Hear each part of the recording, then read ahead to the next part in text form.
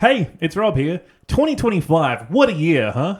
I had a pretty lousy year, all things considered, but that's neither here nor there. That's something for a therapist to unpack. I want to talk about music.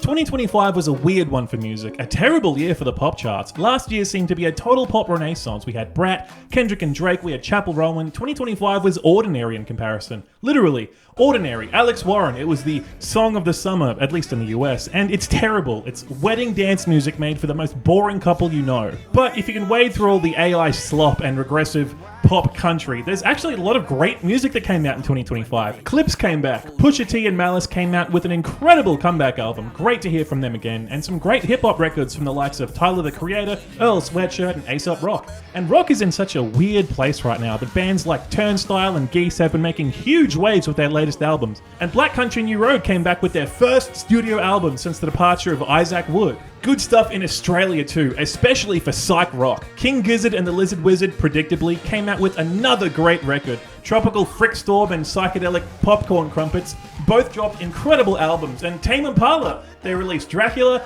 and ninajirachi. What a debut. So cool to see an Aussie electronic music artist just explode onto the stage like this. But let's get down to brass tacks. You've seen the title. This video is to my top 10 songs of the year 2025. The 10 songs I enjoyed the most. Whether they had me bopping, dancing, or thrashing, these songs are the 10 that I enjoyed the most this year. A few rules. 1 track per artist, and I'm only going to count songs that were singles, or that had a music video as well, mostly so I can use it as background footage. And once again, these are all my personal picks, all my opinion, so if you see a song here that you disagree with, make your own damn list, I don't give a shit. But before we begin, there was so much good music last year that it was really hard to keep it to just a top 10, so if it pleases the court, I'd like to go through a few honourable mentions before we kick off the list proper, starting with... Hayley Williams put out a bunch of cool stuff this year, forming a sort of album with Ego Death at a bachelorette party, but it's the song Mirtazapine that I love the most, a 90s inspired rock jam reminiscent of acts like Garbage and Veruca Salt. Hayley Williams is certainly no stranger to rock, but this is a whole different style than what Paramore tends to put out, and she takes to it like a duck to water. A great track. Are you living lo-fi? Are you living... Cheekface continued their streak of delivering catchy, sardonic, and wonderfully offbeat tunes. Their new album delivered ostensibly more of the same, while also expanding their sound at a pretty manageable pace. And songs like Living Lo-Fi are standout tracks, not just from the album, but from the band's career as a whole. Hard for me to listen to this without a smile on my face. Will Toledo and Car Seat Headrest returned to indie rock and power pop with their new album, The Scholars, their most ambitious project to date. It's an indie rock opera with characters and a story connecting the songs, some of which are over 10 minutes long. It's the furry community's answer to Jeff Wayne's War of the Worlds, and the second single, CCF, I'm Gonna Stay With You, is the highlight for me, though you should really check out the whole thing, it's awesome.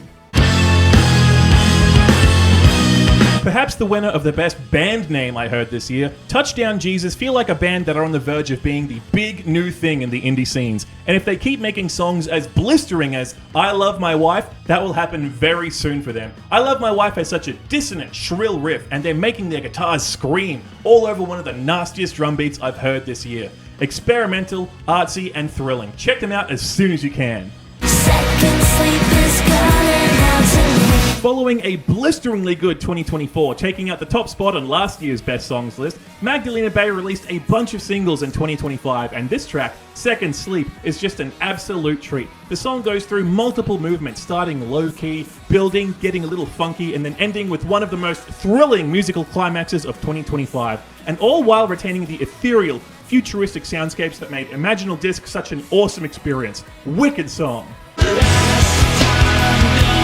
Deftones came back in such a big way in 2025. Their new album, Private Music, is the best music they've put out since Diamond Eyes and Koi no Yokan. Their heavy mix of metal and shoegaze makes a return, but with a mix that sounds brighter and more full of life than it's ever been. And the best example of this is with their song, Infinite Source, a tour de force of awesome riffs, chugging chord progressions, and snappy drums. One of their best songs, period. Another big band coming back with some of their best stuff. The Hives continue their post-comeback hot streak. Their album, The Hives Forever, Forever the Hives, is full of punchy punk tunes, but it's paint a picture that sticks out for me the most. It's classic Hives through and through, from the energetic guitars and drums to the joyous chorus that slows things down a little. It's the kind of tune that demonstrates that the Hives have still got fuel in the tank. Please don't move to Melbourne. Brisbane has no shortage of excellent bands, but Ballpark Music might be the most consistently underrated of them all. Their new album was nothing short of fantastic, especially with songs like Please Don't Move to Melbourne, a wonderful tour de force of their brand of indie rock and jangle pop, like all the best parts of Powderfinger and the Go-Betweens all at once. And goddamn, that chorus, one of the year's best. Check it out. I wanna drink from the beehive. The Gizverse expanded once again in 2025, following up 2024's Flight B741 with Phantom Island, an album that continued the same story and themes, but expanded the musicality, going for an orchestral rock experience. Songs full of string sections, brass, woodwinds. The band have never sounded bigger, and Grow Wings and Fly is a perfect example of this. Not as rowdy as some of their heaviest material, but the band shines, both in terms of musicianship and theatricality. The honourable mentions aren't in any particular order, but you can consider this song the unofficial 11th spot on the list. To be honest, I don't remember how I found Sharp Pins. I think the YouTube algorithm might have given me a rare treat, but I'm glad that it did. I Can't Stop is lo-fi, almost disarmingly so with its rudimentary instrumentation and recording style, but there's a lot more going on here than you might expect. And with its evocative lyrics and charming chord progression, the song quickly solidified itself as one of my favourites this year. Okay, that's the end of the honourable mentions. Let's get into the proper list, starting at number 10 with... Last year, my friend and I saw Black Country New Road live in concert, touring for their Live at Bush Hall live album, and they were great. They played an excellent set of lush tunes and performed with so much energy, one of the best gigs I went to last year. And a few months ago, BCNR released Forever How Long, a fantastic album full of folksy alternative rock and baroque pop. But as much as I enjoyed the album and their concert, this spot on the list is actually reserved for the band that opened for Black Country New Road, Mouseatouille. Like most openers, I hadn't heard of them prior to the concert, but they put on an awesome show. The kind of opening set that makes you go back to the merch table before the main band starts, hoping to get a t-shirt, but then walking away empty-handed after learning that they had run out of 2XLs. But one song in particular, one song puzzled me. It was a new song, unreleased at that point, but I just had to learn more. Now, a slight detour for context, and bear with me, this transition is going to make me sound nuts. Aha! You said it! I'm your girlfriend. Mike and Melissa is a 16-minute long animation created by Mike Chenoweth in 2012. It's become somewhat infamous for its crude animation, antisocial vibes, and of course, the subject matter about its sexually frustrated protagonist whose life is suddenly upended by the arrival of a furry skunk woman conjured by his mind to help him cope with his loneliness and sexual frustration. It's a bizarre experience. It totally lacks self-awareness, and depending on your mood, could either be construed as misguided or deeply misogynistic. But I've been fascinated with it ever since seeing it. And it's not just me. Nowadays, the prevailing opinion is that it's a fascinating piece of outsider art, though I would struggle to recommend it unless you're prepared to watch 16 minutes of something that looks like this. Back to the concert now, though. I was heavily sleep deprived as Mouseatouille were performing, almost catatonic, waiting for an energy drink to kick in, but then I heard the words "imaginary skunk girl" uttered by the vocalist, and I snapped to attention like it was a trigger word. I felt like the Manchurian Candidate, activated by what I thought was a reference to, of all things, Mike and Melissa. But the song was unreleased, so I couldn't look up the lyrics, and it's not like I could just ask the band. If the song wasn't a Mike and Melissa reference, then it's something that would make me seem, frankly, insane. So, imagine my surprise when last year, Mouseatouille released their excellent third album titled DJ Set, and lo and behold, track 3 titled Mike and Melissa. It starts off as a nice, slow, lo-fi slacker rock kind of tune, kind of like an Aussie take on Pavement at first. But then the instrumentation comes in, and the way the song builds in the final choruses and the outro, the mix of instruments, it becomes this wonderful cacophony of brass, woodwind, strings, and drums and guitars. And speaking of, there's also a really fun little guitar solo in the middle of the song too. But I think the most impressive part about the song is that it manages to take the absurd and infamously cringy animation and highlight the inherent tragedy of it. I think it's the way that the vocalist Dan Antilov sings, with a sort of dejected, sad tone in his voice. A little vocal fry in there too to accentuate the the emotions. And that a good chunk of the song is just his voice and the bass guitar, it adds so much. Perhaps I'm looking into things far too much, but I adore these kinds of deconstructions that take something totally unserious and just treat it with a level of respect. Of course, there's a big helping of irony as well. At the end of the day, it's still about Mike and Melissa, but I don't know, there's something about the song that gets me emotional. When I was making my top 10, I was worried that perhaps I was rating this song so high more for what it's about rather than the actual song itself, but honestly, after deliberating, I really do genuinely love the song, and I think it deserves a spot on my list. I can't believe it's been so long since we heard from OK Go. Their last album, Hungry Ghosts, came out in 2014, 11 years ago. For a band who positioned themselves as the music video guys, that's a long time to not put out any music. Hell, the last big music video was for Obsession in 2017. Online video has become a bigger and bigger part of our lives, and it's crazy that OK Go weren't there, leading the charge, producing more and more of their iconic videos, but I also understand. Burnout is real, and when you pigeonhole yourself in such a way, you could experience diminishing returns. Once you've shot a music video in zero gravity, it's hard to top that. But in 2025, OK Go made a surprising comeback. A new song and a new video for A Stone Only Rolls Downhill. A fun video made with phones, creating really cool mosaic effects. It felt like a fun throwback to what they were doing in the 2010s. But their follow-up song was even better. Love is great, a really fantastic return to form for the band, harkening back wonderfully to the alternative rock sound of their first few albums, a sound that I had admittedly missed from much of Hungry Ghosts. But it's not just a rehash or an exercise in nostalgia, they play with a more modern sound and with so much maturity and aplomb that they've developed through their career. The music video too, it's great, but I don't really want to talk about it too much here. The thing about OK Go is that, yeah, they really are the music video guys. The medium of visual art is probably more important to their success than their music. There's a million bands out there, but there's only one OK Go, only one band doing what they do. But for me, I've always been a fan of the music. I obviously love their music videos, but I'm also a very big fan of OK Go as a band. I really think that this song is one of the band's very best. The synth bass intro pairs wonderfully with a tricky drum beat, and those little guitar stabs add so much flavor. And the chorus, I love the way it slows down, giving the song this grand, epic feel, working in conjunction with these awesome ascending chord progressions, underscored by wonderfully fuzzy bass guitar and fantastic booming drums. And the vocal harmonies are awesome. And then the outro, the vocals injected with so much energy. Damien Koolash's voice nearly snaps on him. The chaotic backing and the extra synths and bells, such a fantastic ending. It's a real gem of a track, and I'm happy to include it at number 9. I touched on it in my 2024 video, but when it comes to hip-hop, I've been expanding my taste a lot more. Of course, I still have my tastes. I don't really go much for trap music or drill, and I don't really get much out of rage music either. And it seems like in 2025, rap music is at a cultural low. The first time since 1990 that a rap song wasn't in the Billboard Top 40. But still, there was no shortage of great hip-hop in 2025, even if it's not charting as high these days. Artists like Clips, Danny Brown, Tyler the Creator, and more are still doing really well, putting out some of the year's best stuff. But there's one act who continue to capture my imagination. 1, 2, 3.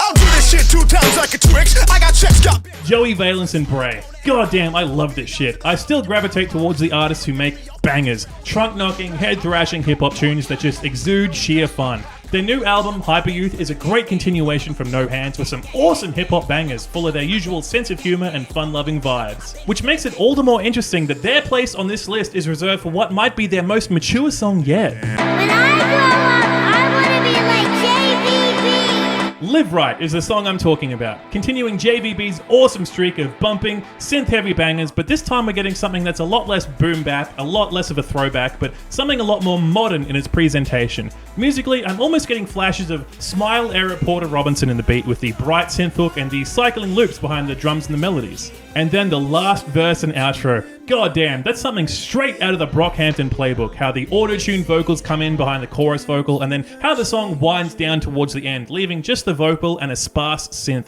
It's a really lovely touch that serves the hopeful anxiety of the lyrics wonderfully. And the lyrics are the most mature we've seen from JVB. The song is less about making braggadocious, silly bars and is a lot more insightful. It's about growing up and Goddamn, I'm 30 now, but songs about growing up and loving a friend still really get to me. I've felt these emotions, the anxieties about growing up, and it really sucks to find yourself drifting away from your friends through falling out with them, through death, and just from the business of life and the cruel passage of time. And Live Right captures this energy beautifully. Callum, if you're watching this, you're right. Geese is the kind of band I'd love. It ain't easy living on man.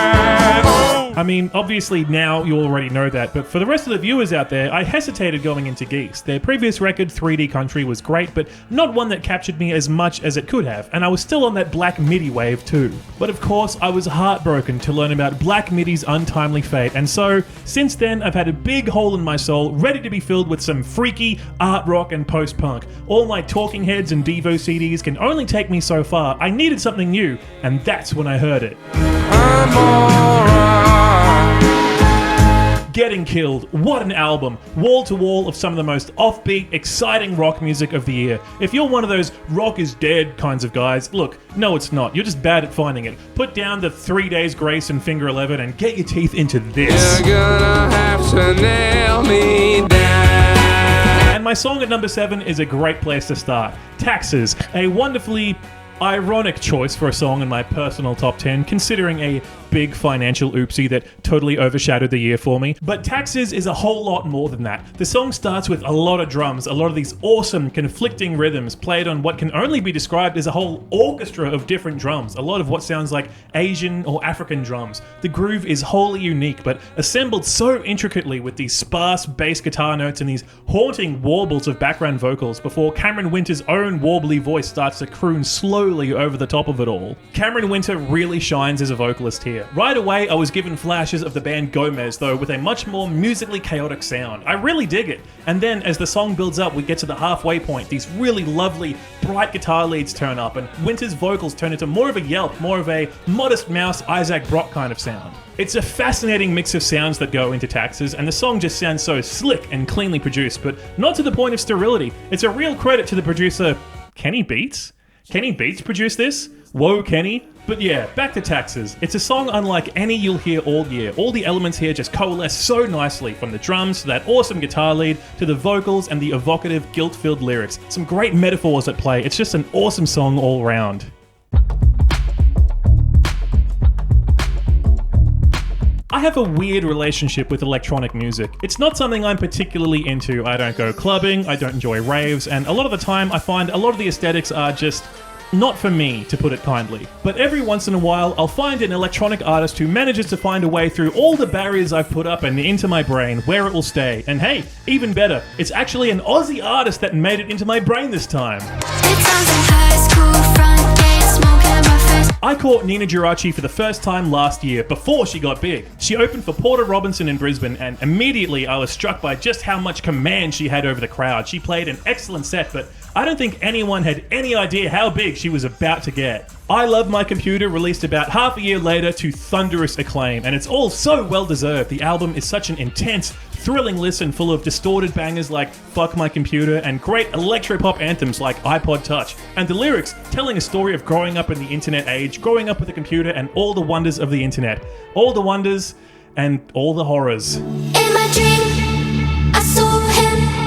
Info Hazard is my choice for number 6, and it's phenomenal, though it admittedly took me a little time to warm to it. It's got elements of EDM, trance, and so much more, a uniquely assembled combination of synths, loops, and risers. The first half of the track is low-key, a mellow composition with lyrics that seem abstract, almost Lynchian at first. Then you get to the midpoint of the track, and that drop hits so hard. I'm not a raver, but I need to get to a ninajirachi show. I need to be in the pit when that beat drops. The constant building of musical tension in the second half leads to another excellent drop, and then Nina just goes crazy with it, adding in some audio glitches and creating something incredible, so forward-thinking and futuristic, like music for a Call of Duty trickshot montage, but in the year 2030. And then, digging into those lyrics, Nina has gone on to discuss the meaning of the album, about growing up in the digital age with a computer and access to the internet. That can be wonderful, but it can also be traumatizing. Info Hazard is about the latter, about being exposed to a snuff film as a child and how, even today, it's a memory that has stuck with her.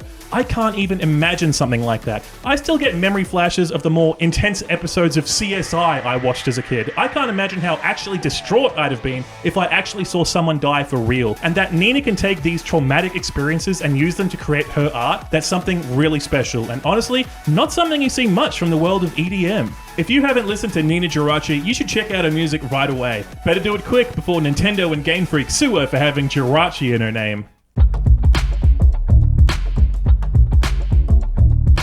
Sometimes you hear an artist for the first time and it just immediately clicks with you.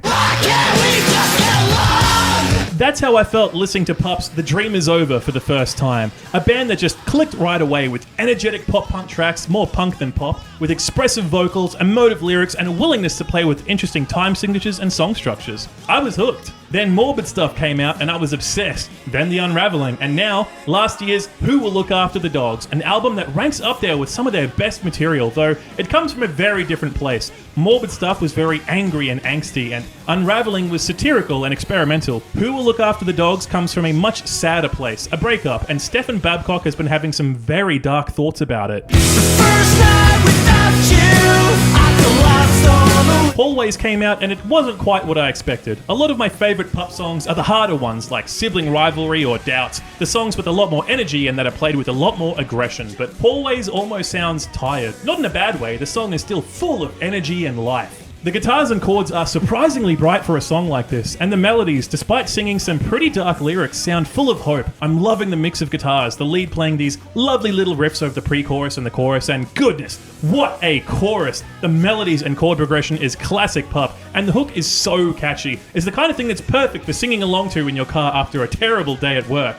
Where the tired comes from is that, lyrically, it comes from a place of exhaustion. It's about the days, weeks, months after a breakup, when you're wondering not just if you want to continue living after that, but wondering how you possibly can keep living after something like that. Losing the will to keep going, a place of pure defeatism, foregoing hope and optimism. When one door closes, it might never open. There might be no other doors. The love is gone. He might never love again. It's about being at your lowest, hanging on by a thread, but though you're at your lowest, there's still something you're clinging on to. He can't die yet. Who will look after the dog? It's a small thing, but it's the kind of thing you think about when you're in such a despondent place.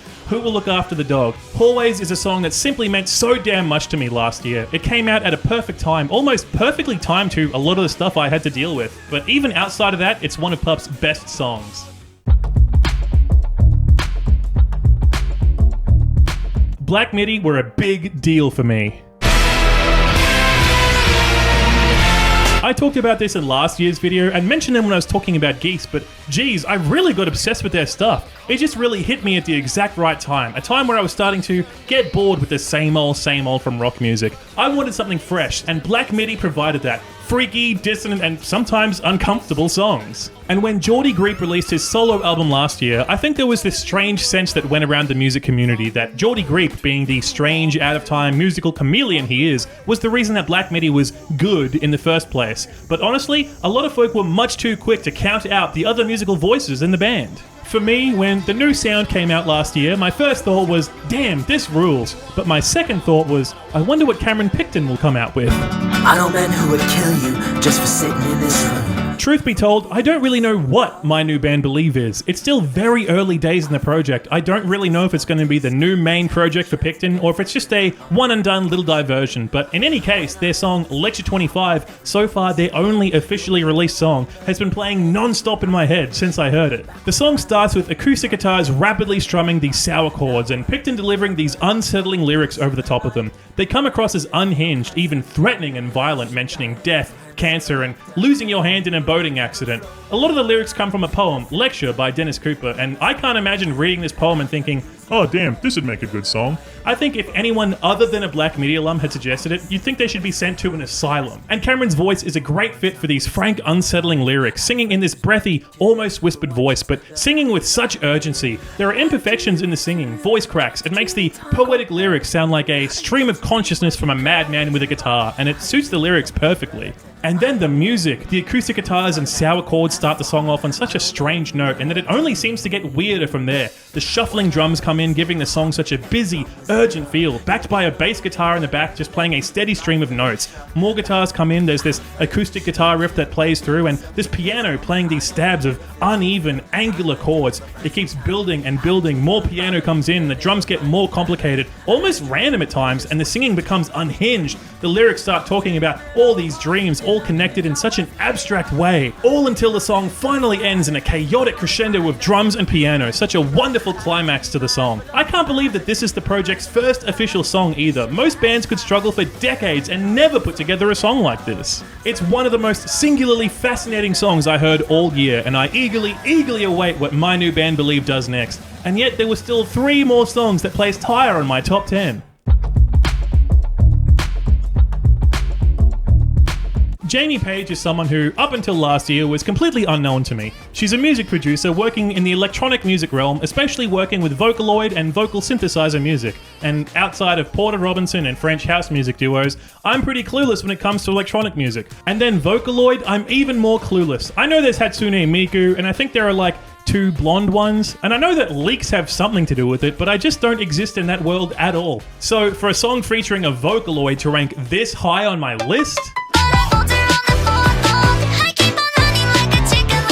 Bird Brain is a song that Jamie Page put out featuring Kasane Teto and OK Glass, and I'll be frank, I was absolutely obsessed with this song last year. It's one of the most joyously infectious songs I think I've ever heard. The chord progression is so bright, I feel like I need to wear sunglasses to listen safely, and then the song is just full of so much whimsy and character as well, from the little synth bass riffs, like this one, or the fun little ad-libs and sound effects in the chorus. And the accordion solo, so much fun, such an incredible addition to the track. How many songs have accordion solos? I mean, outside of Weird Al and They Might Be Giants, of course. When I first heard the song, I actually had no idea that Kasane Teto is a Vocaloid. I honestly thought she's just a fun, quirky singer with heaps of effects on her voice, but nope, Vocaloid. Or technically, Utao? I don't know, I still know nothing about it. And for the longest time, I avoided anything Vocaloid related. But Bird Brain has changed that altogether, thanks to Jamie Page and the way Teto sings. Or rather, the way she's programmed to sing. She flubs a few lines through the song, which just gives the song this fun, earnest likability, serving to humanize Teto in such an endearing way.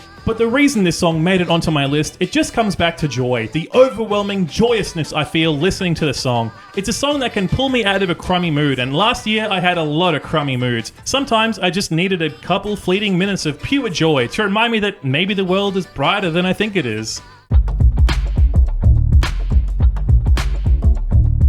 Sometimes I look back and I feel really happy with the growth I've made as a person. From my days listening to Green Day and Blink-182 on my little iPod Shuffle, swearing up and down that the only real music was rock music. But thankfully, in getting older, I mellowed out a lot. But I still occasionally wonder what 16-year-old me would think if he saw the types of music I listen to these days. Sometimes I wonder, if I showed 16-year-old me someone like Jamie Page or Joey Valence and Bray or Ninajirachi, what would he have thought? Honestly, I think he'd have been most surprised by McKinley Dixon. And with his new album last year, he truly brings magic alive. Magic to life. Fuck. I got a blanket with me in the riding. I'll make it so my niggas never. From the very first notes of the song, these sliding bass notes just kicking the song off with such an infectious energy. Then we get these really cool percussion loops in the back, one that almost sounds like beer bottles being clinked, giving the song a really unique texture. And there's so much going on as the song progresses, these jazzy horns playing these awesome riffs, these funky little bass lines throughout the whole thing, and the woodwinds in the pre-chorus. To hear a song this lush is a real treat. And the rapping is truly, truly excellent. If you're someone who really likes to see a lot of talent in the wordplay, rhyme schemes, and the flow, you're gonna love this. McKinley Dixon raps with so much energy and charisma, adding so much character to these bars with how theatrically he raps, and the way he makes his voice quiver a little during the choruses, giving so much emotion to the song as well. And the lyrics. Magic Alive, the album, is a concept album about 4 childhood friends. One of the friends is killed, and the remaining 3 try to find ways to bring him back. The album explores death, especially grief and coping with the loss of a loved one, but it's more than that. It's about the joy of having known someone who touches your life in such a profound way. It's an exploration of childhood, friendship, and mortality, and the title track, Magic Alive, is the culmination of all of this. Dixon and his friends couldn't bring back their lost friend, and the way that I'm about to describe this is probably super corny, but it explores that the true magic of life is friendship itself. The real treasure is the friends we made along the way kind of resolution, but so much more than that, that friendship doesn't end happen just because death gets in the way. When I think of my friends who passed, that magic is there. I can feel it. I can feel my soul connecting with theirs across the planes of existence. I don't even necessarily believe in the afterlife, but I feel my friends everywhere I go. Your friends become a part of you, and you are part of them, and that's magic alive. I struggled with my top 2 songs quite a lot. Magic Alive didn't make it easy. It's a song that sounds so good, is so well composed and performed, and means so much to me, and yet, after much careful consideration, it's only at number 2 on the list. Part of me wonders if I made the right choice. Magic Alive is so life-affirming and joyous, and in 2025, I needed that kind of positivity, that kind of meaningful connection with art, the world, and with my own self. And the song that I put at number 1 is not that. Well, it is in some lights, but it's a lot more sarcastic, satirical, and sleazy. And there's a possibility that even saying the band's name would get the video age restricted. Baseball. Basketball. I first discovered Viagra Boys from their incredible debut single, Sports. I was hooked right away. I mean, the band is called Viagra Boys, that's already unforgettable enough, but the debut single is this sleazy, grimy piece of post-punk where the lead singer Sebastian Murphy saunters all over the song naming sports, including but not limited to baseball, basketball, volleyball, smoking dope, buying things on the internet, wearing sunglasses while you sleep. But it was seeing him get smacked by a full-speed tennis ball without flinching that made me a fan for life. Viagra Boys are a strange band, but they're the band we need right now. They're almost like an opposite land version of Idols, a post-punk band who take aim at masculinity, the far right, and a whole bunch more. But while Idols is a lot more aggressive in their approach to their music and their politics, Viagra Boys, in comparison, are a little less angry and in your face, but they're just as biting with their commentary and satire. A brilliant band who came out with a brilliant album last year, and it was this album's first single that captivated me the most. I don't wanna pay for anything. Man Made of Meat is my pick for number 1 song of 2025. I love it. Oh, I love it so. Thematically, the song is classic Viagra Boys, taking aim at seemingly everything in this track. But Sebastian Murphy's also inhabiting a character when singing this track. This unpleasant, boastful character making fun of overweight people at Walmart and flexing his muscles at people outside of a McDonald's. Because he is a man made of meat, a wonderful satire of hypermasculinity, presenting this mental image of a dude bro with muscles, hating everything, while you're just a loser. You're on the internet looking at feet. His voice inhabits the character so well too, singing with this carefree shabbiness, perfectly playing the part of this guy who just doesn't care. He doesn't want to pay for food or for clothes, but he's more than happy to subscribe to your mum's OnlyFans. Priorities, huh? And musically, the song is just excellent too. It starts with this muted drum beat before kicking into gear with a sharp post-punk guitar riff. The layers of guitar and bass provide such a thrilling sound, and there's so much guitar feedback and noise, especially in the bridge, providing such a distorted, gross musical texture. I'm also loving that shrill little guitar lead in the choruses. It reminds me a lot of Decepticon by Latigra.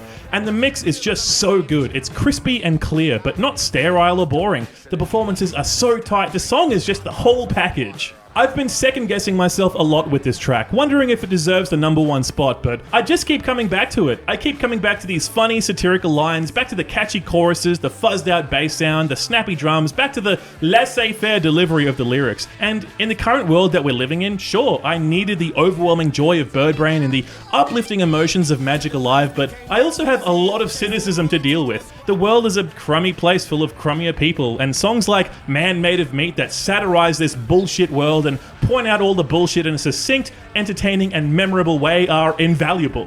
It's great to see a band taking chances, filling their songs with so much character and performing them so tightly and with so much charisma, and I'm very happy to call Man Made of Meat my song of the year. And that's the list. That'll do it for this video, my top 10 songs of 2025. Thank you so much for watching. If you made it through to the end of the video, even if you were cheeky and just kept skipping through to see my choices, it really means a lot. And hey, as long as you're here, leave a like and subscribe to the channel. It helps out so much and you get to see more of my music and movie takes. 2025 was certainly a weird year for music. A lot of people saying it's one of the worst years in ages, but if you dig a little deeper, you find some real gems. But that being said, there's still heaps of new music that I love but didn't talk about here. Clips, Danny Brown, McCluskey, the new Franz Ferdinand. I would love to hear from you. Let me know what songs you loved in 2025. Put them in the comments below and I'll check them out. That's it for now. I hope you have a fantastic 2026. Peace.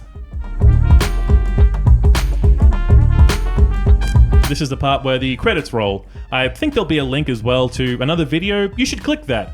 Oh, hey, I do movie reviews too. I put them on YouTube Shorts, but every 5th video I collate them and upload them to the main part of the channel too. You should subscribe, by the way. Did I mention that? Okay, cool.